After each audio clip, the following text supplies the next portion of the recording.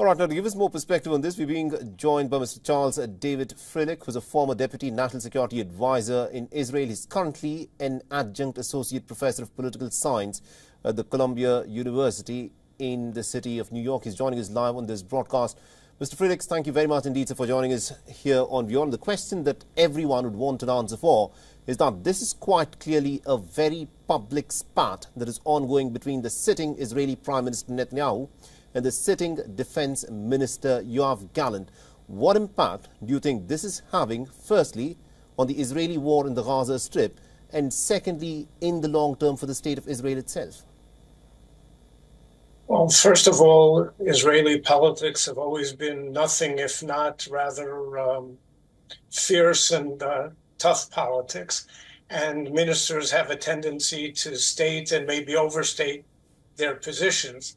Now, it's not that Gallant said, the defense minister said that it is Israel and not Hamas, which is the cause of the failure, so far at least, in the hostage swap talks, but that he believes that the objective of total victory is something that is not really feasible. Mr. Freilich, if I can just interject there, it's not the talk just of a total victory. This is something that has appeared within the Israeli media, where Yoav Gallant is accusing the Israeli Prime Minister Netanyahu of not reaching a ceasefire deal.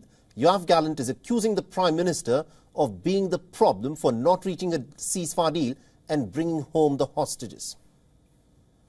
Well, again, I don't think he is putting all of the blame on the Prime Minister. I think he is saying that setting the goal of total victory is unrealistic because, I mean, what does that mean? No one believes that you can kill every last Hamas fighter. There will always be at least small military elements or terrorist elements still capable of fighting. And the defense minister's position is that Israel has achieved more than enough so far in terms of the battle against Hamas to justify now being willing to pay various prices that the prime minister at least is not. If you want total victory, then this is something that could go on for years. And frankly, it may in any event. Gallant believes that Israel can swallow hard and make painful compromises already at this point, and many people in the defense establishment agree with him, painful compromises that will be justified by the ability to bring the hostages home sooner. Now, you've been a former Deputy National Security Advisor, so help us understand this. Are we now in a situation where the Defense Minister of Israel is saying that it is important that Israel must strike a ceasefire deal and bring home the hostages, but the Prime Minister, that is Netanyahu, wants to carry on with this war? Well, there is a difference in terms of their approach towards what the military objective should be. Now, Gallant was a full supporter, is a full supporter of Israel's objective to greatly downgrade Hamas's capabilities, to essentially smash it as a fighting force, and that Israel has succeeded in that.